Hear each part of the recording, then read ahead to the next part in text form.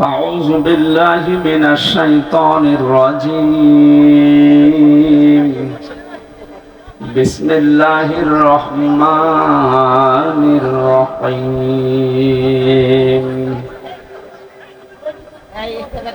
يا أيها الذين آمنوا اتقوا الله وكونوا مع الصادقين. صدق الله العظيم. عن أبي هريرة رضي الله تعالى عنه قال قال النبي صلى الله عليه وسلم اتق دعوة المظلوم فإنها ليس بينه وبين الله حجاب. رواه مسلم. وما زادهم إلا إيمانا وتسليما. اللهم صل على سيدنا مولانا محمد.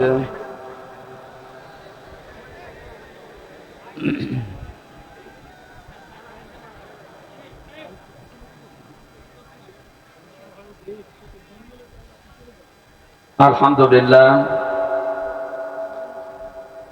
প্রাণপ্রিয় জেলা কুষ্টিয়া কুমারখালী থানার অন্তর্গত শিলাদা ইউনিয়ন পরিষদ মাঠে বৈষম্য বিরোধী ছাত্র আন্দোলনের নিহত শহীদদের মাগফিরাত এবং আহতদের সুস্থতা কামনায় মহাবিশ্বের মহাবিশ্বয় আমাদের মালিকের মুখের পবিত্র বাণী কোরআন কারীম তাফসীরুল কোরআন মাহফিলের স্বনামধন্য সভাপতি,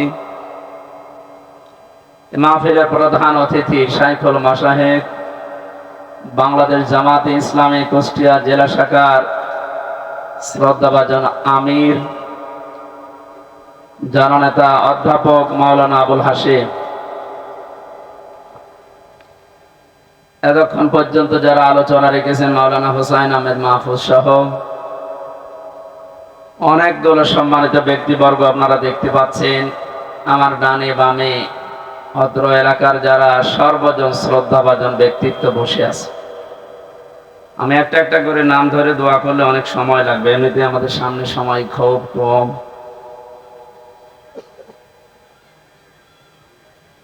শিক্ষক জিজ্ঞাসা করছিল এক ছাত্রকে, এই ছেলে গোট বানান কর। বলছো sir ABCD EFG HIJK LM NOP QRST OVWX YZ কি করবে? বলছো স্যার এর ভেতরে আছে, আপনি বানান করিনি। এখন যত নাম ধরে ধরে দোয়া করবো আমরা একবারে করছি। ওয়ারাফা'না লাকা যিকরা। অনেকগুলো মানুষ তো একটু জোরে বলেন আমিন। সামনে বসা মুসলমান ভাইরা, পর্দার আড়ালের সম্মানিত মা এবং বোনেরা, প্রাণ প্রিয় কুষ্টিয়াবাসী, আল্লাহর দরবারে শুকরিয়া জানাচ্ছি যিনি আমাদের একটা মুক্ত পরিবেশ তৈরি করে দিলেন। এ দেশে এই পরিবেশটা যেন আরো মুক্ত হয়, সেজন্য যা করণীয় এই সমস্ত কাজের প্রস্তুতিমূলক কোরআনে কারীমের আজকের আয়োজন। যাদের উদ্দেশ্যে দিয়েছেন আপনারা লিখে দিয়েছেন বৈষম্য বিরোধী ছাত্র আন্দোলনে নিহত এবং আহত মানুষের সুস্থতা কামনায়। শব্দ দুইটা দিয়েছেন, নিহত এবং আহত। এই যে বৈষম্য দূর করার জন্য পৃথিবীতে আমরা জানি যুগে যুগে নবীদেরকে আল্লাহ যে পাঠিয়েছিলেন যে সমস্ত উদ্দেশ্য নিয়ে, তার ভেতরে এটাও ছিল। তারা বৈষম্য দূর করার জন্য এসেছিলেন। এইটা থাকার কারণে আজ হাজারো মানুষ আমরা নীরবে জুলুমের শিকার হয়েছিলাম। বাংলাদেশের প্রত্যেকটা দিক এবং বিভাগে আমরা দেখতে পেয়েছি যোগ্যতা থাকার পরেও বৈষম্যের শিকার হয়ে দুর্বিষহ জীবনযাপন করে চলেছিলাম, বিশেষ করে এই 17 বছর। কথা বুঝতেছে? দেওয়ালে যখন একেবারে পিঠ ঠেকে গেছে তখন আমরা শেষ পর্যন্ত দাঁড়িয়েছি যে না, এই বৈষম্য আর চলতে দেওয়া যাবে। বিশ্ববিদ্যালয়ে আমরা জানি অনার্স মাস্টার্সকে যারা যে মানুষগুলো ফার্স্ট ক্লাস ফার্স্ট হয় তাদেরকে শিক্ষক হিসাবে রেখে দেওয়া হয়। তো বাস্তবতা এমন জায়গায় পৌঁছিয়েছিল, আপনি ফার্স্ট ক্লাস ফার্স্ট না, তার উপরেও যদি কিছু হয়ে থাকে, আপনার ব্যাকগ্রাউন্ড যেটা আছে দলীয় পরিচয় যদি না থাকে, আপনি ফেরেশতা আজরাইল জিবরাইল হলেও আপনাকে ওই জায়গায় দেবে। অথচ যে জায়গায় যে চেয়ারটা, এখানে যদি ওই রকম যোগ্য মানুষ না বসিয়ে, যার রোল নাম্বার 71, কত, একটা ছেলে এসে বই খাতা ব্যাগ ম্যাগ সব নিয়ে হেড স্যারকে বলছে, স্যার হয় ছুটি দেন না আমি গেলাম। মানে হেড স্যার তাকিয়ে দেখছে যে পজিশনে আছে, ওরে ছুটি দিলেও যাবে ও না দিলে। তার রোল নাম্বার কত? বলছে স্যার 71। 71 নয়, ক্লাসে ছেলে মেয়ে কয়টা? 71টা। 71টা ছেলে মেয়ে, ওর রোল নাম্বার 71। ও খুব ভালো ছাত্র, ওর জীবনে কোনো উদ্দেশ্য আছে, কোনো এম আছে? ও শুধু আসে, খেলাধুলা করে আবার পালিয়ে যায়। আমরা বাস্তবে যা দেখলাম এই 15 থেকে 17 বছরে, যার রোল নাম্বার 1, এই মানুষগুলোকে তো চেয়ারে বসানোর দরকার ছিল। অথচ শুধু বৈষম্য বৈষম্য শব্দটা যে কত নিকৃষ্ট শব্দ, বাস্তবে আমরা এখন টের পাচ্ছি। সব জায়গায়, শুধু শিক্ষা ব্যবস্থা না, প্রত্যেকটা দিক এবং বিভাগে এই শুরু হয়ে গিয়েছিল। এই জুলুম অত্যাচারের বিরুদ্ধে যে মানুষগুলো জীবন দিয়ে গেল, বিশেষ করে আবু সাইদ সহ, মুগ্ধ ভাই সহ যতগুলো মানুষ জীবন দিয়েছে, এদেরকে আল্লাহ শাহাদাতের সর্বোচ্চ মাকাম যেন দান করে। এই জায়গায় যেন কেউ ফতোয়াবাজি করবেন না যে না ওরা কেবার মারা গেল, তো শহীদ হয়েছে। কে বলেছে শহীদ হয়নি? পানিতে ডুবে মরলে যদি শহীদ হয়, আগুনে পুড়ে মরলে যদি শহীদ হয়, দেওয়াল চাপা পড়ে মরলে যদি শহীদ হয়, অ্যাক্সিডেন্টে মরলে যদি শহীদ হয়, জালেমের জুলুমের সামনে নিজের জীবনটা যে দিয়ে গেল, সে শহীদ হবে না? মানে এই কথা বলছেন, মাস্ট বি, আপনাকে বলাই লাগবে শহীদ। যদি কেউ স্বীকার না করেন, মুখ দিয়ে বলতে না চান, এ কথা কখনো বলবেন না যে ও মারা গেছে। শহীদরা মরে না। বালা হায়াউন ইনদা রাব্বিহিম ইউরসাকুন, আল্লাহ বলেন ওরা জীবিত এবং আমি আল্লাহর কাছে খাবার খাই। খাবার খেলে আমরা জানি আমার শরীরে রক্ত গোশত তৈরি হয় না, হয় না? এটা যে হয় তার প্রমাণ নবীজির চাচা হযরতে হামজা রাদিয়াল্লাহু তাআলা আনহু, তাকে 70 টুকরা করেছিল। তার লজ্জাস্থান পর্যন্ত কেটে কেটে 3 টুকরা করেছিল। এই ছেলে এখানে দাঁড়িয়ে কি করে?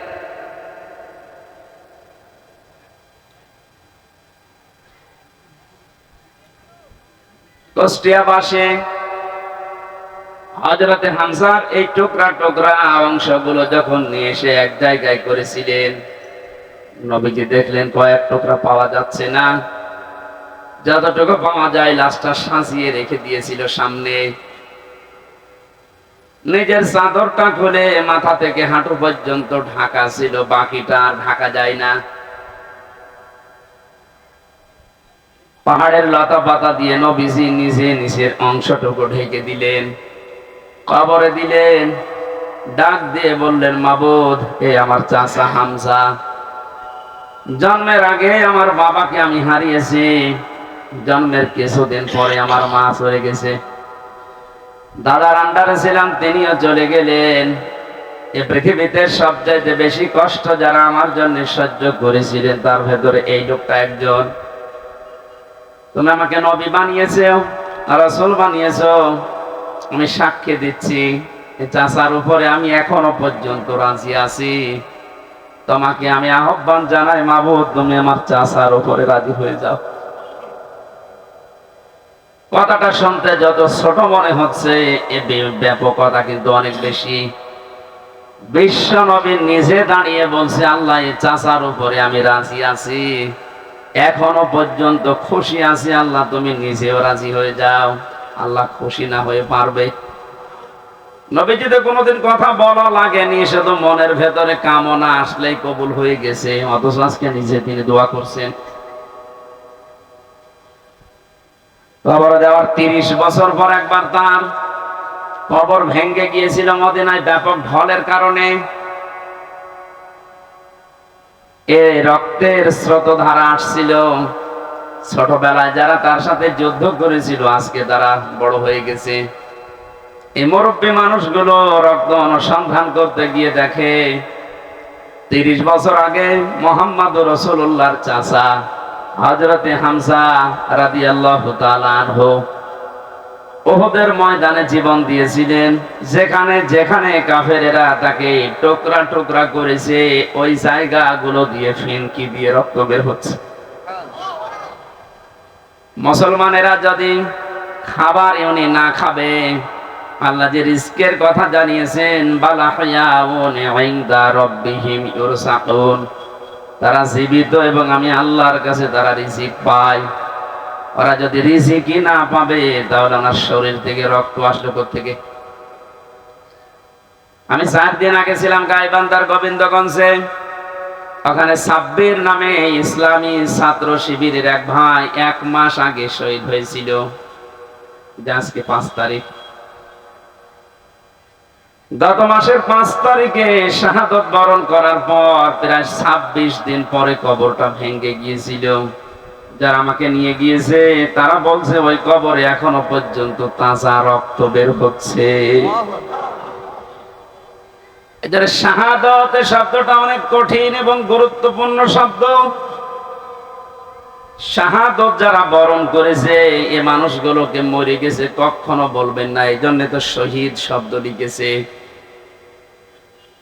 যারা মারা গেল, যারা শহীদ হয়ে গেল, এ মানুষগুলোকে মৃত বলতে মুখ দিয়ে আল্লাহ নিষেধ করে শুধু শেষ করেননি, মানুষ যেন ধারণাও না করে, এই জন্য ধারণার উপরও আল্লাহ দিয়েছেন নোটিশ। ওয়ালা তাহসাবান্নাল্লাযীনা কুতিলু ফি সাবিলিল্লাহি আমওয়াতা ইলা আখির আয়াত। সূরা আলে ইমরানের 169 নম্বর আয়াতের প্রথম অংশে আল্লাহ জানিয়েছেন কোনদিন ধারণাও করবা না যে যারা শহীদ হয়েছে ওরা মারা গেছে। সুতরাং বৈষম্য দূর করার জন্য যারা জীবন দিয়ে গেল প্রায় 1000-এর উপরে ছাত্র ছাত্রী, সবগুলো যেন আল্লাহ শহীদ হিসাবে গ্রহণ করেন, বলেন আমিন। এই শাহাদত বরণ করানোর জন্য যারা ব্যস্ত ছিলেন এই মানুষগুলো প্রত্যেকেই জালেম এবং যারা এর সহযোগী। নবীজি তিরমিজি শরীফের হাদিসে জানিয়েছে যারা জালেম এবং জেনে শুনে জালেমের সহযোগিতা করে, সাহায্য করে, সাপোর্ট দেয়, ও সঙ্গে সঙ্গে নবীর উম্মত থেকে বের হয়ে যায়। আপনি কি বুঝলেন কি বললাম? এরপরও আমরা দেখতে পাচ্ছি জেনে হোক না জেনে হোক অনেকে উন্মাদনায় উদ্দীপনায় বিভিন্ন কায়দায় জালেমদের এখনো পর্যন্ত সাপোর্ট করে যাচ্ছে, তাদের সাফাই গাচ্ছে। আপনি কিন্তু নবীর উম্মত আর দাবি করতে পারবেন না, যে নবীর উম্মত থেকে খারিজ হয়ে যাবে। এই জন্য যারা জালেম এদেরকে এখনো পর্যন্ত সাহস দেওয়ার জন্য যারা বিভিন্ন পথ অবলম্বন করছে। কয়েকদিন আগে দেখতে পেলাম ভিডিওতে একজন বলছে, আপা আপনি ঘাবড়াবেন না, আপনি ঘাবড়ালে আমরা নরম হয়ে যাই। কত বড় শয়তান! চেহারার দিকে তাকিয়ে দেখলাম যে শয়তান তো আমি দেখিনি, যদি দেখতাম মনে হয় ওইরকম। সুতরাং বৈষম্য দূর করার জন্য যখন আন্দোলন হয়েছিল, সফল যখন হয়েছি, এদেশে কোনো বৈষম্য থাকবে না ইনশাআল্লাহ। সংস্কার যখন আরম্ভ হয়েছে, রাষ্ট্র সংস্কারের জন্য আন্দোলন ছিল না? এই কথা বলে না কেন?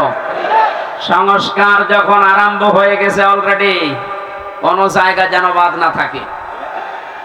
গত কয়েকদিন আগে আমির জামাত আপনাদের এই শিলাইদা এসে বলে গেছে না যে সংস্কার যখন আরম্ভ হয়েছে, যারা দায়িত্বে আছে আমরা চাই ইনাদের হাতে যেন সংস্কার শেষ হয়। সুতরাং যারা আছেন বেশি দেরি করার দরকার নেই, খুব তাড়াতাড়ি যারা জালেম ছিল এবং জালেমের সহযোগী ছিল একটাও যেন পদে না থাকে। আজকে হলে আর কালকে যাওয়ার দরকার নেই, কারণ এই 1734 জন মানুষ যারা সবচেয়ে বেশি জুলুম করেছে এই দেশে চেয়ারে বসে, এই মানুষগুলো আল্লাহর কাছে সব আল্লাহর মামলার আসামি, কেউ বাঁচাতে পারবে না আপনাকে। আমি 3 বছর জেলে ছিলাম, আমার মামলার বাদী ছিল, আয়ু ছিল একজন, বাদী ছিল আরেকজন। বাদী ছিল সরাসরি রাষ্ট্র, এই জন্য আমার এত দেরি হয়েছে। তাছাড়া মামলা ওটা যদি সাজাও লাগিয়ে দিত, সর্বোচ্চ 3 মাসের বেশি আমার রাখার কথা ছিল না। অথচ গত পরশুদিন আমার মামলা সব পুরা ঠিসমিস করে দিয়েছে, কিচ্ছু নেই, সব শেষ। আমি মনে করলাম, জিজ্ঞাসা করে বিচারপতিকে, স্যার আপনি তো আগে ছিলেন, এই 3টা বছর আমার এই মামলা 30 থেকে 31 বার পর্যন্ত উঠেছে, একবারও জামিন দিলেন না। আজকে একেবারে বলছেন যে এর ভেতরে কোনো মাল ম্যাটারেস নেই, কি দেখে বিচার করবো? দা মানুষ তো আপনি একই আছেন আগে থেকে। তো আমার মনে হয় এর কথা বলতে বাধ্য হইতো যে কি করবো, হাত বাঁধা ছিল। কথা বলেন না কেন? একটা রাষ্ট্র কত বড় দুর্নীতিগ্রস্ত হলে জাতীয় মসজিদের খতিব পর্যন্ত পালিয়ে যায়। এটা থেকে আজ করা যাচ্ছে যে আমরা কোথায় ছিলাম। দেখেন এই লোকটার হাত আজকে খুলে গেছে। এতদিন যে লোকটাকে বারবার অ্যাডভোকেট যারা, উকিল যারা, ব্যারিস্টার যারা কত রিকোয়েস্ট করেছে, কত যুক্তি দেখিয়েছে যে একজন পরিচিত মানুষ, এটা গোপনে কিছু করে না, এরপরেও বলেছে না কিচ্ছু করার নেই, হবে না, যান। মাসের পরে মাস না, 3 মাস, 4 মাস, 6 মাস পরে একটা ডেট দিত এভাবে। অথচ টাকা পয়সা দিয়ে এগিয়ে এগিয়ে এগিয়ে গিয়ে 30 থেকে 31 বার পুলিশ দেয়নি। এই লোকটা গত কয়েকদিন আগে যেভাবে সব দিয়ে দিলে, এই যে মোবাইলটাও দিয়েছে, 3 বছর আটকিয়ে রেখেছিল, গত বর্ষদিন দিয়ে দিয়েছে। আমি ভাবলাম যে আল্লাহ, এইরকম হাত বাঁধা লোক এদেশে আর নেই, আছে মানে সব জায়গায়। সুতরাং হাত যাদের খুলে গেছে, আপনি যেন আর হাত বাঁধা না হয় এই কাজ করবেন। আর যারা দায়িত্ব পেয়েছেন, আপনাদের আহ্বান জানাচ্ছি, সংস্কার খুব তাড়াতাড়ি শুরু করেন, নয়তো মাঝে মাঝে কিন্তু ইস্যু তৈরি করে ওরা বিশৃঙ্খলা করবে। তৈরি করার চেষ্টা চালিয়েছিল হিন্দুদেরকে দিয়ে, হালে পানি নেয়নি। এক কথা বলছে না কেন? আনসারদের দিয়ে আক্রমণ চালানোর চেষ্টা চালিয়েছে, কিন্তু হালে পানি নেয়নি। দেশের মানুষ বুঝে ফেলেছে 42,000 আনসার নিয়োগ হয়েছে কয়েক বছরে, তার ভেতরে 35,000 গোপালগঞ্জ। 42,000-এর 35,000 যদি হয় গোপালগঞ্জে, তা আমরা কি ঘাস কাটছি? এই জন্য বৈষম্য বিরোধী আন্দোলনে যে কথাগুলো ছিল, যে দফাগুলো ছিল, সবগুলোর সাথে আমরা একমত। বিশেষ করে শেষ কথা, যেটা শেষ দফা, 1 দফা এসেছিল যে আমরা জালেমের পদত্যাগ চাই।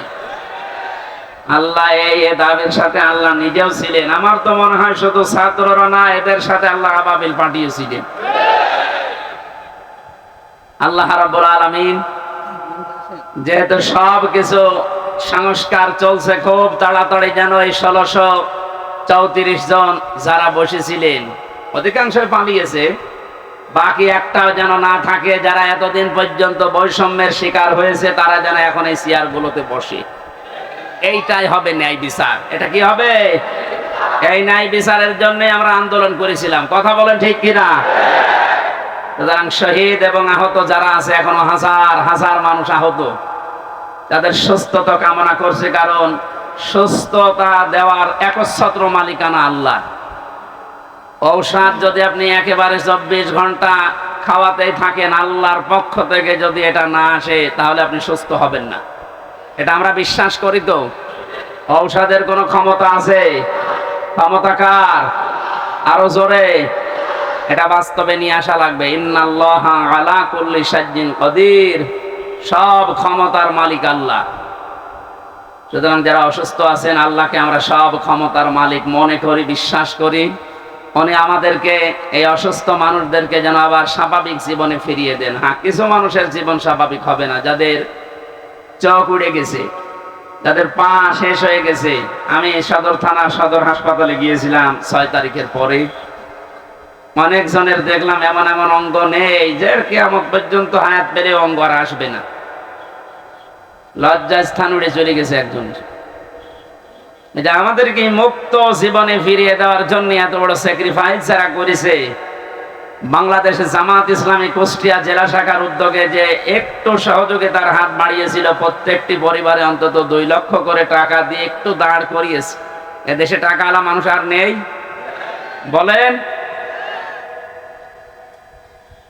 এখন স্বাভাবিক অবস্থায় আমরা ফিরতে পারলাম না। যারা এই মুক্ত জীবন এনে দিল তারা এখনো কাতরাচ্ছে, আর যে মানুষগুলোর কিছু হয়নি এরা আন্দাজে লাফাচ্ছে যে না সব বন্ধ করে এখন আমাদের এই জিনিস দাও। এরা আর এক জালেম। কথা বলেন। আমান আযলামু মিম্মান মানাআ মাসাজিদাল্লাহি আন ইউযকারা ফিহা ইসমুহু ওয়া সাআ ফি খারাবিহা ইলা আখিরি আয়াত সূরা বাকারা। না কে বিভিন্ন জায়গায় কাদা আছে থাকে, এভাবে শোনা যাচ্ছে না? এভাবে শোনেন ভাই, একটু পরে আজান দেবে, এইভাবে শোনেন। আমি গতানুগতিক কথা বলি না, আমি যা বলি ওখান থেকে শিক্ষা নিয়ে আসি। ভালো করে খেয়াল করেন তো, এই যে 2700 মানুষের জীবনের বিনিময়ে তাদের আহত হওয়ার পরিবর্তে আমরা এই মুক্তভাবে এই ময়দানে এখন কথা বলছি। বাংলাদেশ জামাত ইসলামী কুষ্টিয়া জেলা শাখার উদ্যোগে কয়েকদিন আগে এই যে কুষ্টিয়া শহরের এতিমখানায় 500 আলেমকে দাওয়াত দিয়েছিল, সব ঘরনার সবাই এসেছিল কম বেশি। 2.5-3 ঘন্টা একাধারে আলোচনা হয়েছে আলেমদের। কোনো বাধা নেই, কোনো পাহারাদার নেই, কোনো সিকিউরিটি লাগে নাই। অথচ আগস্টের 5 তারিখের আগে এরকম 500 না 5 জন এক জায়গায় হলে কত রকমের মামলা হয়ে যেত। আপনি টের পাচ্ছেন কোথা থেকে আল্লাহ কোথায় এনে দিয়েছে? এই বাস্তবতা যাদের জন্য তাদের খোঁজ খবর নিতে যাও না। এদের জন্য এখন মসজিদে দোয়া হয়, কোরআনে কারিমের দাস হয়, সেগুলো এখন অনেকে উল্টাপাল্টা ফতোয়া দিয়ে বন্ধ করার চেষ্টা করছে। আমাদের জেলায় না শুরু হলেও আশপাশ জেলায় অনেককে বলছে ওমান আযলামু মিম্মান মানাআ মাসাজিদাল্লাহ। আল্লাহ বলেন বড় জালেম দেখতে চাও? আমরা তো অধিকাংশ মানুষ মনে করি আয়না ঘর যারা তৈরি করেছিল ওরা বড় জালেম। হ্যাঁ, মাস্ট বি ওরা বড় জালেম। ওদের চাইতে আল্লাহর কাছে বড় জালেম ওইটা যে লোকটা আল্লাহর ঘর মসজিদে তার নাম, তার জিকির, তার আলোচনা করতে বাধা দেয়। এগুলো এখন নতুন ভাবে অনেকে তৈরি করার চেষ্টা করছেন। আপনি থামেন। ওকে আল্লাহ কিন্তু বড় জালেম বলে নাই, আপনাকে বড় জালেম বলে ইঙ্গিত দিয়েছে। কোরআনে কারিমের সূরা বাকারা 1 নাম্বার পারা 18 নাম্বার পৃষ্ঠা 17 নাম্বার পৃষ্ঠা 3 নাম্বার লাইনে আছে যে আল্লাহর দৃষ্টিতে বড় জালেম ওই লোকটা যে আল্লাহর ঘর মসজিদে আল্লাহর কোরআনের কথা, আল্লাহর নামের কথা, জিকিরের কথা বলতে দেয় না। এটা যাতে রেকর্ড হচ্ছে কালকে সারা দেশে যাবে। সবাইকে আমি আহ্বান জানাচ্ছি আপনারা থামবেন। এত বড় কঠিন জুলুমের ভেতরে ওই 17 বছরে আল্লাহর ঘর মসজিদে কেউ কোরআনের কথা বাধা দিতে সাহস পায়নি। আপনি সাহস পাচ্ছেন কোত্থেকে? সুতরাং আপনি থামবেন। তো জালেমরা যেমন মুসলমানদের শত্রু হয়ে বিদায় নিয়েছে, আপনিও শেষ পর্যন্ত শুধু মুসলমানদের না আল্লাহর টার্গেটে পড়বেন। কারণ জালেমরা টার্গেট কার? এটাকে আমি বানালাম? বলেন। কোরআনে কারীম জানিয়েছে ইন্নামাস সাবিলু আলাল্লাযিনা ইয়াযলিমুনান নাস ওয়া ইয়াবগুনা ফিল আরদি বিগাইরিল হক উলাইকা লাহুম আযাবুন আলীম। সূরা শুরার 42 নম্বর আয়াতে আছে আল্লাহ বলেন অবশ্যই আমি আল্লাহ নিজে বাদী হব, মামলা দেব, কেস করব। টের পাচ্ছেন কত ওজনওয়ালা শব্দ এটা? আল্লাহ নিজে মামলা দায়ের করবে, নিজে কেস করবে তাদের বিরুদ্ধে ইয়াজলিমুনান নাস, যারা মানুষ হয়ে মানুষের উপরে জুলুম করছে। আল্লাহ পাক ইয়াজলিমুনাল মুসলিমুনা দেয়নি যে যারা মুসলমানদের উপরে জুলুম করেছে তারা আল্লাহর মামলার আসামি না। ইয়াজলিমুনান নাস এটা বহু ইয়াজলিমুন, এটা মুজারে, বর্তমান, ভবিষ্যৎ, প্রেজেন্ট, ফিউচার। এখন যারা জুলুম করছেন ভবিষ্যতেও যারা করবেন, আপনি কিন্তু এদেশে হামজার মামলার আসামি না, আপনি সরাসরি আল্লাহর মামলার আসামি। আমি আপনাকে বাঁচাতে এসেছি, এরপরও যদি উল্টা বোঝেন নিজের কপালে নিজে আগুন লাগাবেন। আমার কথার অর্থ বুঝতেছেন নাকি আন্দাজে ঠিক বলেন? আলহামদুলিল্লাহ। সুতরাং আবার আহ্বান জানাচ্ছি, বৈষম্য বিরোধী ছাত্র আন্দোলনের সংস্কার করার জন্য যারা উদ্যোগ নিয়েছিল, যাদের দায়িত্ব আমরা দিয়েছি, আপনারা খুব তাড়াতাড়ি করেন। কারণ এই জালেমরা যতদিন পর্যন্ত এখানে থাকবে ততদিন পর্যন্ত নতুন ইস্যু তৈরি করার চেষ্টা চালাবে। যারা পৃথিবী শান্ত হয়ে যাওয়ার পরও অশান্ত করার জন্য চেষ্টা চালায়, এই মানুষগুলো আয়াতের দ্বিতীয় শব্দে তারা আল্লাহর মামলার আসামি। ওয়ায়াবগুনা ফিল আরদি বিগাইরিল হক। পৃথিবী শান্ত হয়ে যাওয়ার পরে যারা অশান্ত করার জন্য বিদ্রোহ করে বেড়ায়, সংখ্যালঘুর নাম নিয়ে যা শুরু করেছিলেন, আমিরে জামাত অলরেডি ঘোষণা দিয়েছে এদেশে কোনো সংখ্যাগুরু নেই। সুতরাং এই ইস্যু বাদ দেওয়া লাগবে। এদেশে সংখ্যালঘু আছে না? নেই। এদেশে যে জন্ম নিয়েছে সে এদেশের বৈধ নাগরিক। আমি আমির হামজা ৯৬% মুসলমানদের ভেতরে যেমন অধিকার পাবো একজন হিন্দু ৪%, তাতে কি সে একই অধিকার পাবে? এক কথা বলছেন। এটা যখন বুঝে ফেলেছে, দেখছে না এ তো হালে পানি নাই না, ওটা বাদ দিয়েছে। এরপরে নামিয়েছে ডাক্তারদের, ওটাও পারছে না। এরপরে নামিয়েছে আনসারদের, ওটাও যখন পারে না, আমার মনে হয় ওদের যা চরিত্র, কিছুদিন পরে গলন্দ ঘাটের এই বেশ্যাদের নামাবে।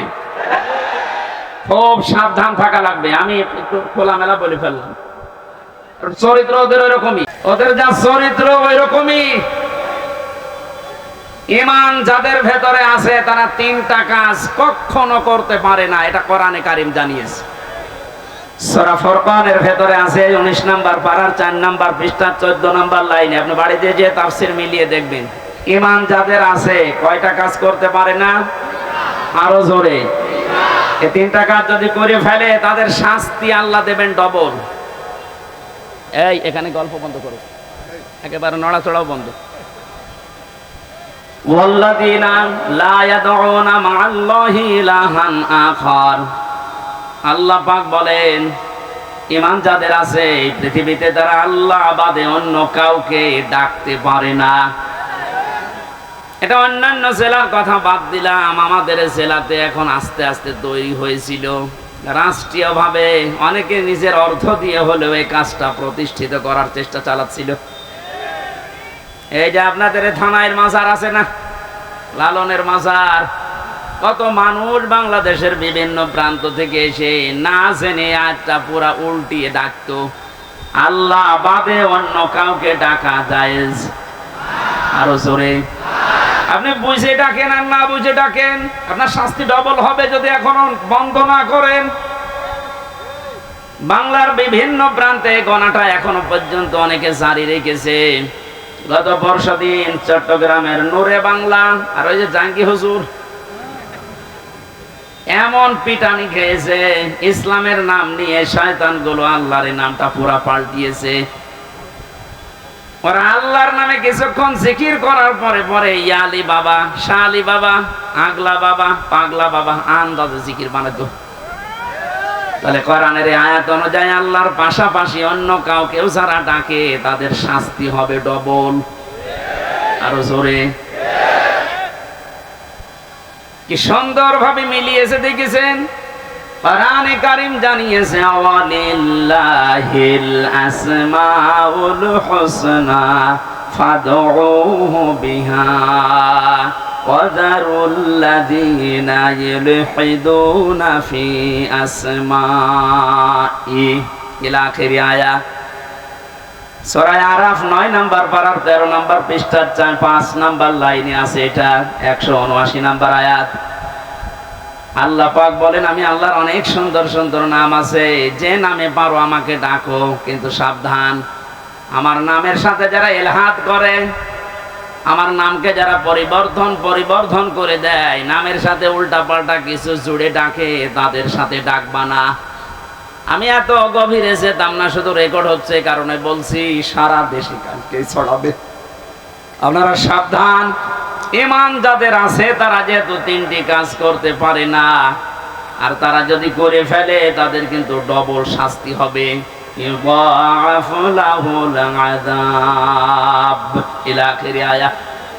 আল্লাহ পাক বলেন তাদের শাস্তি আমি ডবল দেব। ১ নাম্বারের গণা পেলাম যারা আল্লাহর সাথে অন্য কাউকে ডাকে। ২ নাম্বারে ওয়াল্লাযীনা লা ইয়াদউনা মা'আল্লাহি ইলাহান আখারা, আল্লাহর সাথে যারা অন্য কাউকে ডাকছেন এখনই আপনি থেমে যাবেন। 2 নম্বরে, এই পৃথিবীর ময়দানে কোনো মানুষ যেন জিনা না করে। কি না করে? এটা ছিল না?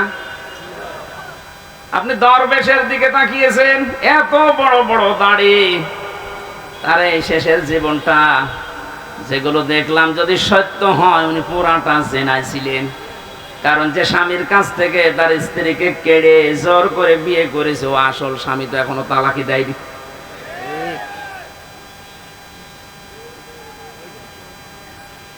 আমাদের সাবধান থাকা লাগবে। আমাদের ঈমান যাদের ভেতরে আছে এরকম কোন গুনাহ যেন আমাদের ভেতরে না আসে। মুমিন মরে যেতে পারে কিন্তু জিনা করতে পারে না। শুধুমাত্র লজ্জা স্থানের জেনাটাই জেনা না, হাতের জেনা আছে, মুখের জেনা আছে। হাতের জেনা কি? কোন বেগানা মহিলাকে আপনি হাত দিয়ে যদি স্পর্শ করেন জেনা করার গুনাহ হবে। চোখ দিয়ে যদি ওই রকম নিয়তে দেখেন তাহলে জেনা করার গুনাহ হবে। অন্তরে যদি ওরকম কোন ধারণা নিয়ে আসেন জেনা করার গুনাহ হবে। জেনা করলে শাস্তি কয়টা বললাম? ডবল। বলেন, আরো জোরে বলেন। আমরা যেন মেনে নিতে পারি এরকম মন মানসিকতা আল্লাহ আমাদের দান করুন। বলেন আমিন। আমি আবার বলছি, শেষ কথা, বৈষম্য বিরোধী আন্দোলনে যে সমস্ত দফাগুলো ছিল সংস্কার করার জন্য, এটা রেকর্ড হচ্ছে বলে বারবার বলছি, যারা আছেন তাড়াতাড়ি করেন, নয়তো এরকম কুলু আবার তৈরি করবে। প্রধান বিচারপতিকে দিয়ে একবার চেষ্টা চালিয়েছিল, ছাত্রদের জন্য পারে নাই। আমার তো এই যে 8টা 9টা ইস্যু তৈরি করার যা শুরু করেছিল বিদ্রোহ, আমি দেখলাম সবগুলোই আল্লাহ নিজে যেন হ্যান্ডেলিং করছে। সুতরাং যখন কাজ হচ্ছে না আপনারাও থামেন। জালেম তো বিদায় নিয়েছে। কোরআনে কারিমের অনুষ্ঠানে হাজার হাজার মানুষকে নিয়ে আল্লাহর কাছে বলছে, আল্লাহ কিয়ামতের আগে যেন এদেশের চেয়ারে আর কোনো জালেম না আসে। বলেন। আমির জামাত তো এই দিকে ইঙ্গিত দিয়েছিলেন যে এক জালেমের হাত থেকে মুক্ত হয়ে যেন আমরা অন্য কোনো জালেমের হাতে না পড়ি। অথচ কিছু মানুষ নিজের দিকে এটা নিয়ে উল্টা পাল্টা ফতোয়া দিচ্ছে। আরে ভাই, আপনার নাম বলেছে, তাহলে আপনি নিজে অবশ্যই ঠাকুর ঘরে কে রে? আমি তো কলা খাইনি। আপনার নাম বলেছে যে আপনি এই চেয়ারে বসলে আপনি জুলুম করবেন, তার মানে আপনি করবেন, এই জন্য আপনার ভয় হচ্ছে। ওনার দূরদর্শিতা সম্পর্কে আপনি জানেন না, তাই উল্টা পাল্টা ধারণা করেন। আমি ওইদিকে আর গেলাম না। সুতরাং আমরা যেন সাবধান থাকি। দরুদ পড়ছি আমাদের নবী মুহাম্মদ রাসূলুল্লাহর উপরে, যাকে আল্লাহ পাক কোরআনে বিশেষভাবে 7টা নাম ধরে ডাক দিয়েছিলেন। তার 1 নম্বরে নাম ছিল ইয়াসিন। নাম কি?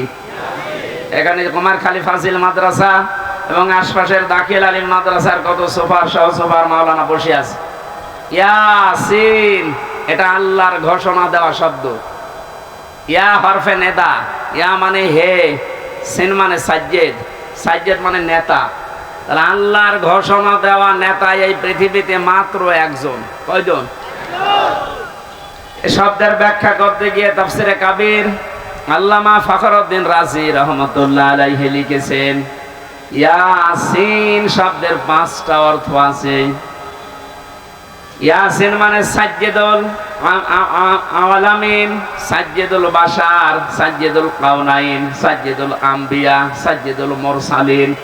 তার মানে আল্লাহ বোঝাতে চেয়েছেন পৃথিবীর মানুষেরা যদি মনে করো যে আমি পৃথিবীতে বাস করি, নবীকে আমার মানাই লাগবে, অন্য কোন জগতে গেলে আর মানা লাগবে না। না, ইয়াতানাজ্জালুল আমরু বাইনাহুন্না, প্রত্যেকটা আসমানে আমার আল্লাহর বিধিবিধান নাজিল হচ্ছে।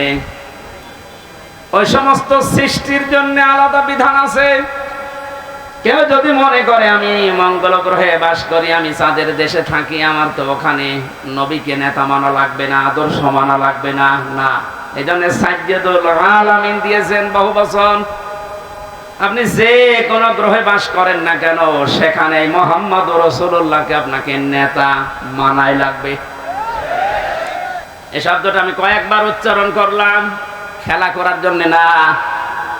আলেমরা বসে আছে, আহ্বান জানাচ্ছি তাদেরকে, আল্লাহর ঘোষণা দেওয়া নেতা যেহেতু একজন, এই জন্য এই নেতাকে মেনে নেওয়া নামাজের মতো ফরজ। এই কথা বলুন, এটা যারা ঠিক করতে পারছেন না, আপনার নামাজ হবে না। কারণ কিয়ামতে যে বিচারের সিস্টেম গুলো, ধাপ গুলো আমরা দেখেছি, কিয়ামতের সর্বপ্রথম মানুষকে আল্লাহ তার নিজের সামনে যখন দাঁড় করাবেন, 10 জন 20 জন 50 জন না, প্রতিটি মানুষকে আল্লাহ নিজের সামনে দাঁড় করাবে স্রেফ একা একা। অকুল্লুহুম আতিহি ইয়াউমাল কিয়ামাতি ফারদা। আল্লাহ পাক বলেন সূরা মরিয়মের 95 নম্বর আয়াতে আছে, কিয়ামতে প্রতিটি মানুষকে তার সামনে আল্লাহ দাঁড় করাবেন স্রেফ একা একা। কয়জন করি বলেন বলেন, আপনি এটা নিজের সাথে এখন মিলান তো। আর রাজনৈতিক ভাবে আপনার পরিচয় আলাদা আলাদা আছে, আপনি তো মানুষ, মিলান একটা। এখন ময়দানে মাশার কায়েম হয়ে গেছে। আল্লাহ আপনাকে যদি ডাক দিয়ে নিজের সামনে দাঁড় করায়, আপনার যে অবস্থা আছে, যে বাস্তবতা আপনি তৈরি করেছেন, বলেন তো আপনার আল্লাহর সামনে দাঁড়িয়ে পেছনের জীবনের হিসাব দিতে পারবেন? বলেন। আমি একা একা থাকলে মাঝে মাঝে ভাবি, আল্লাহ তুমি যদি বলো হামজা 2024 সালের আগস্ট মাসের 31 তারিখ পর্যন্ত তোরে মাফ করে দিলাম, যা। শুধু সেপ্টেম্বরের 1 থেকে 5 তারিখ, এই 5 দিনের হিসাব দিয়ে তুই জান্নাতে চলে যা। আমার যা ইমান আমল, আমার যা বাস্তবতা, আমার তো মনে হয় 5 দিনের হিসাব দেওয়া সঠিকভাবে সম্ভব না। আপনারা পারবেন না? আপনারা পারবেন। কাবা শরীফ যখন তাওয়াফ করে মানুষ, এই যে হাজী সাহেব বসে আছে, কত 6টা চক্করে মানুষ বলে আল্লাহকে, আল্লাহুম্মা ইন্না আলাইয়া হুকুকান ফীমা বাইনি ওয়া বাইনিকা। হে আল্লাহ, তুমি আমার মালিক, আমি তোমার গোলাম, দাস, ভৃত্য, সার্ভেন্ট যাই বলেন, এ পরিচয় দিচ্ছে যে তুমি আমার মালিক, আমি তোমার দাস। দাস হিসাবে তুমি আমাকে সব কিছুই তো দিয়ে দিলে, আমাকে নেই থেকে হামজা বানিয়েছো। আমি তো উল্লেখ করার মতো কিছু ছিলাম না, অথচ আজ হামজা হয়ে বসে আছে হাজারো মানুষের সামনে। এখানে অবদান পৃথিবীর কারণে, সব অবদান শুধু তোমার। আমার মা বাবার অবদান আছে কি? তারা শুধু বিছানায় ছিল, এই শেষ। বাকি যা করার নেই থেকে শুরু করে এ পর্যন্ত সব করেছে কে? আরো জোরে। আমার বাড়ি, গাড়ি, নারী যা লাগে আল্লাহ তুমি সব দিয়েছো আমাকে বান্দা হিসাবে, কিন্তু তুমি যে আমার মালিক, আমার কাছে তো তোমার কিছু পাওনা আছে। গোলাম হিসাবে আমি তোমার কিচ্ছু দিতে পারি নাই। তবে কাবার সামনে আমার 6ষ্ঠ চক্কর চলছে, একটা কথা আমি বলতে পারি, আমার কিচ্ছু নেই দেওয়ার মতো। এই জন্য বলছে আল্লাহ তুমি আমারে মাফ করে দাও। কিয়ামতের কঠিন এই বিচারের ময়দানে মানুষকে আল্লাহ স্রেফ একা তুলবে, কোনো উপায় নেই এই মাপ পাওয়া ছাড়া। আর আল্লাহর বিচারে যদি আল্লাহ অবিচার করে, কেউ বাঁচবে? যদি ন্যায় বিচার করে, না না, আল্লাহর বিচারে তো অবিচার নেই। ন্যায় বিচার করলেও কোনো মহারথী ক্ষমা পাবে না। কারণ আল্লাহ ন্যায় বিচার করে যদি বলে শুধু 1 গ্লাস পানির হিসাব দিয়ে যা, আপনি পারবেন না। আল্লাহর বিচার থেকে বাঁচার জন্য একটা পদ্ধতি আছে, যে আল্লাহ তুমি মাফ করে দাও। আল্লাহ যেন শেষ পর্যন্তটা আমাদের জন্য কবুল করেন, বলেন আমিন। এবার আসেন যে কথাটা বোঝার জন্য পর্যন্ত এসেছিলাম, কিয়ামতের বিচারের দ্বিতীয় ধাপে আল্লাহ এবার আর একা ডাকবেন না। ইয়াউমা নাদউ কুল্লা উনাসিন বিইমামিহিম। সূরা বানী ইসরাঈল 15 নম্বর পারার 8 নম্বর পৃষ্ঠা 3 নম্বর লাইনের 72 নম্বর আয়াতের প্রথম অংশে আছে। এটা ফি জিলালিল কোরআনের তাফসিরে আছে, বিস্তারিত আছে। আমি শুধু সামারাইজ করে বলছি, কিয়ামতে প্রতিটি মানুষকে এবার বিচারের দ্বিতীয় ধাপে আল্লাহ ডাকবে তার নেতার সাথে। এটা যদি রাজনীতি মনে করে কেউ চলে যান, আপনার কপালে আগুন লাগবে। আল্লাহর কসম, এটা শুধু দুনিয়ার সাথে না, আখিরাতের সাথে রিলেটেড। এই জন্য আমি একটু তুললাম, না তো বলতাম না। কিয়ামতের ময়দানে আল্লাহ যখন মানুষকে তুলবে, প্রতিটি মানুষকে এবার দ্বিতীয় সিস্টেমে তুলবে, তার নেতার সাথে। কার সাথে? কুমারখালীবাসী আগে নেতা, এরপরে কর্মী।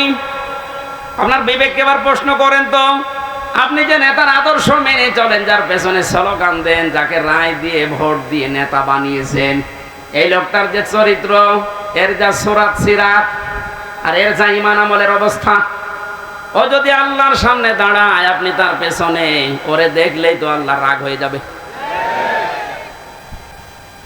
ও বলছে ঠিক, তার মানে ও ধরা খেয়ে বসে আছে।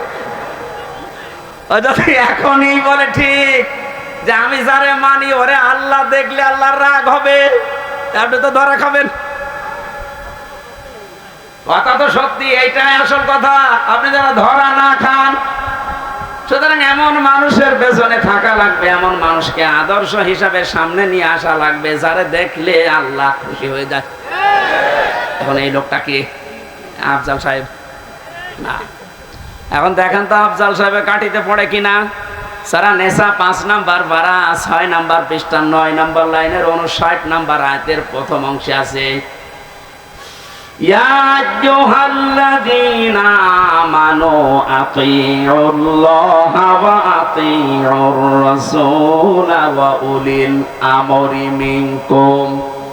আল্লাহ ঈমানদারকে ডাক দিয়েছেন, ঈমানের দাবি করো, তে পূরণ করবা না। তোমাদের দাবি হচ্ছে তোমরা আল্লাহর ইতাআত করো, রাসূলের আনুগত্য করো, আর উলিল আমর তোমাদের ভেতরে যারা নেতৃত্ব দেয়, এদের মেনে চলো। কুষ্টিয়াবাসী, বাংলাদেশের 64 জেলার ভেতরে এই কুষ্টিয়াকে আমি বেশি ভালোবাসি, কারণ এই জেলাটা আমার। আমি চাই আপনারা বাঁচেন, বেঁচে থাকেন, যেন জাহান্নামী হয়ে না যান।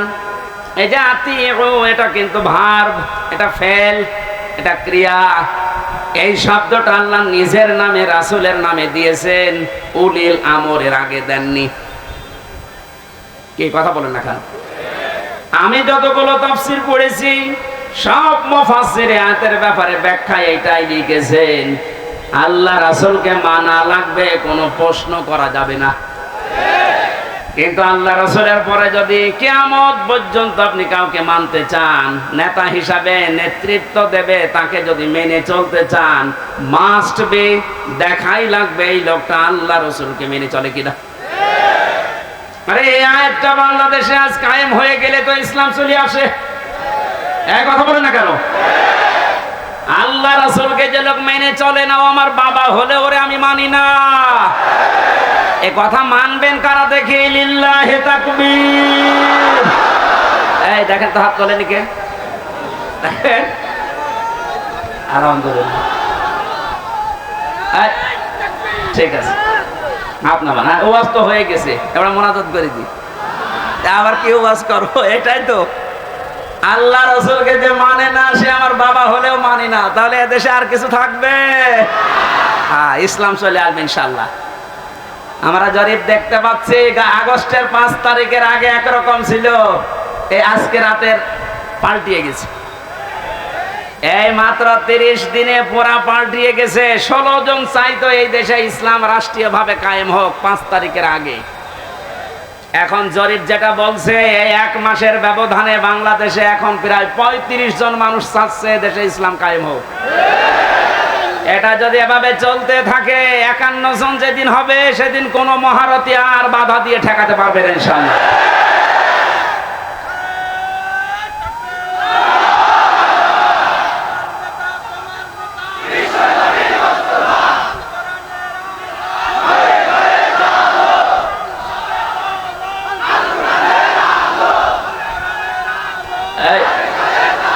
কথা বলতে দেন। কয়েকদিন আগে সিরাজগঞ্জে ছিলাম, একটা আমি দোকানে ঔষধ নেওয়ার জন্য, আমার মুখ বাঁধা ছিল, বসে আছি। একটা লোককে বলছে, ভাই যে আমির হামজা আসতেছে, ওয়াজ শুনতে যাবেন না? উনি জবাব দিয়েছে, ওয়াজ কি শুনতে যাব, গেলে তো রাজনীতি হবে। চিন্তা করেন তো, ওর মন মানসিকতা কোন দিকে। আমি কি রাজনৈতিক দলের কোন লিডার?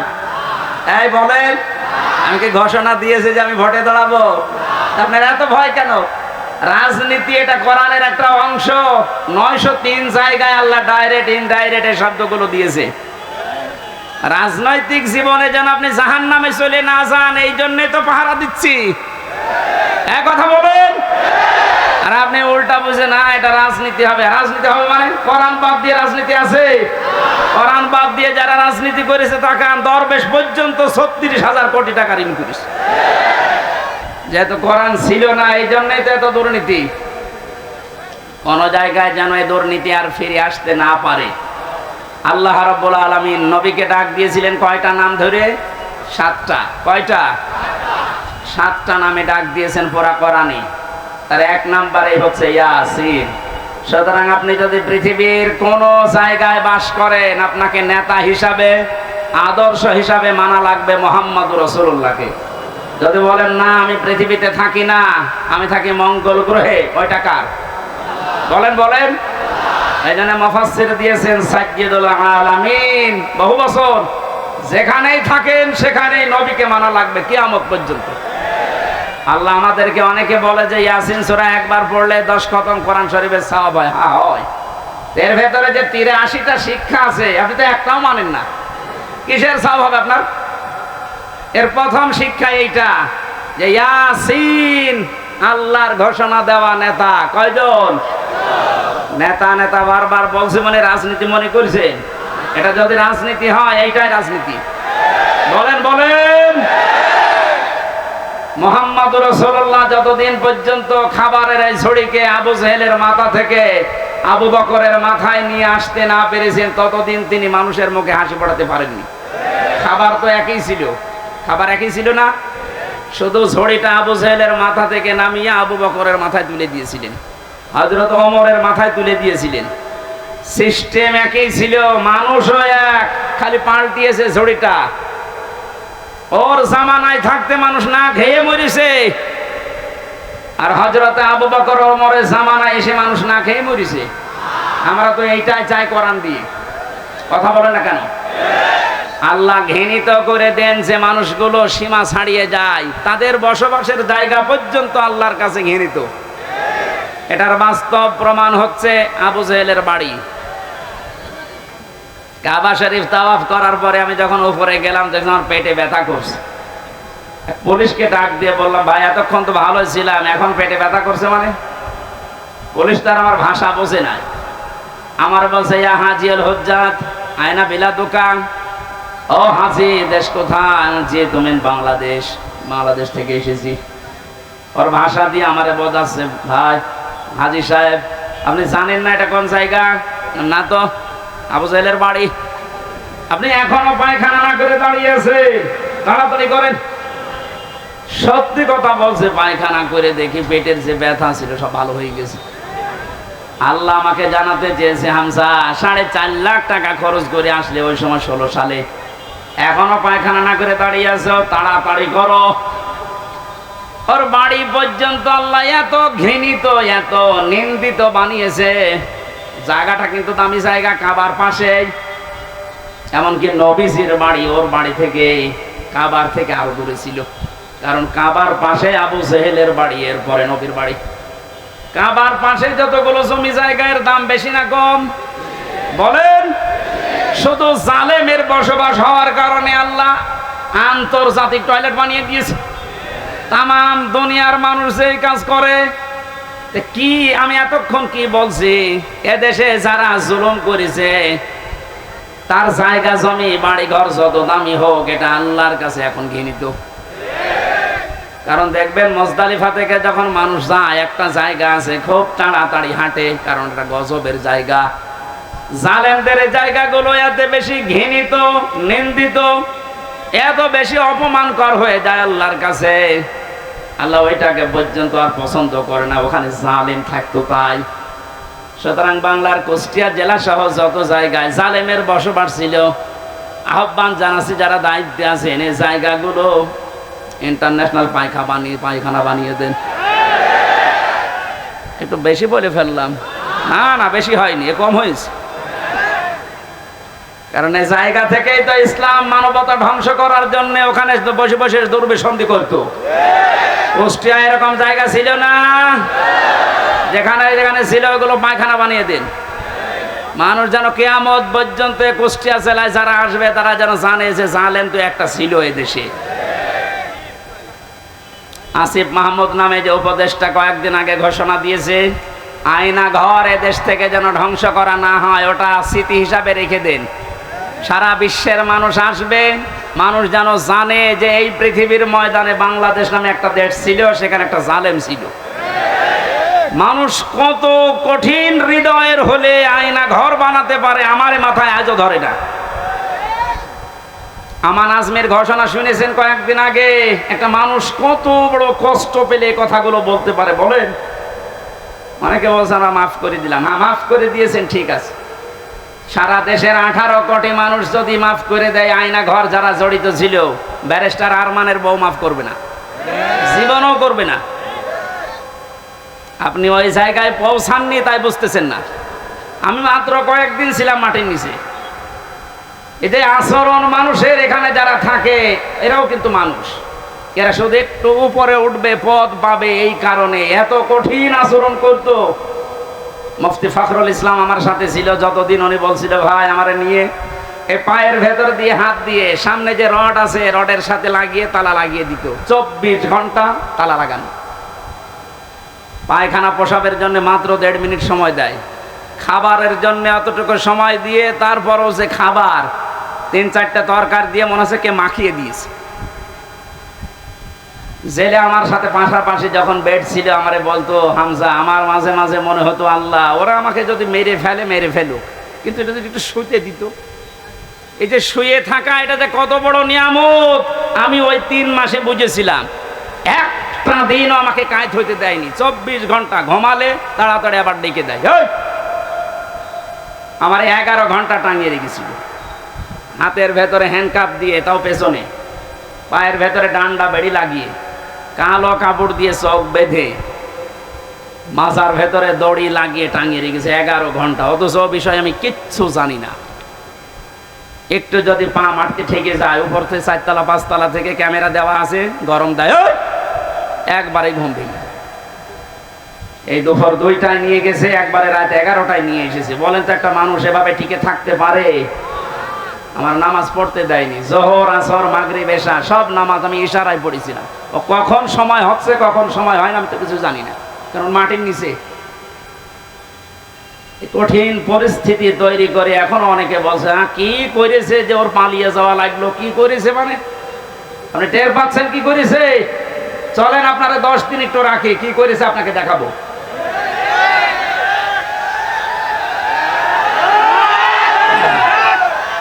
এই জন্যে তো জালেমের বিরুদ্ধে হামজার মামলা না, মামলা কার বলেন? সুতরাং এই দেশের জালেমেরা এরা কিন্তু টার্গেট হামজার না, এ টার্গেট আল্লাহর। এই জন্যে তো এত ভয়। যেদিন আমার রায় দিয়ে পুরা মামলা ঢিসমিস করে দিয়েছে, ওই দিন আমার মামলার আয়োগকে কল দিয়েছিলাম। এতদিন ওরে আমি স্যার বলতাম, এখন দেখছি উল্টা করে আমারে স্যার বলছে। কি হয়েছে? হুজুর মাফ করে দেন। মাফ করে দেন মানে আমার ধরার পর আমার বাবার কাছ থেকে বলেছিলেন যে আর মামলা দেব না, 50 লাখ 10 লাখ টাকা দেন। আমার বাবা তো গ্রাম্য মানুষ, সঙ্গে সঙ্গে 8 লাখ টাকা দিয়েছে। ওই টাকাটা ফেরত দেন। আপনি মাফ চাচ্ছেন, টাকাটা আগে ফেরত দিয়েছেন, তারপরে মাফ হবে। এই কাউন্টার টেররিজমের যে কয়টা দায়িত্বশীল ছিল এগুলো মানুষের মধ্যে পড়ে না, এগুলো জানোয়ারের চাইতেও খারাপ। আমি নাম ধরেই বলছি, এই মনিরুল, এই আসাদুজ্জামান, ডিসি মান্নান, হারন তো 3 ইঞ্চি, ওর নাম মুখে উচ্চারণ করাও ঠিক না। এই শয়তান এত উপরে উপরে দেখাতো রিমান্ডে এসে মনে হয়তো তো ফেরেশতা, অথচ ভেতরে ভেতরে যে আলেমদের এত বড় ক্ষতি করিস।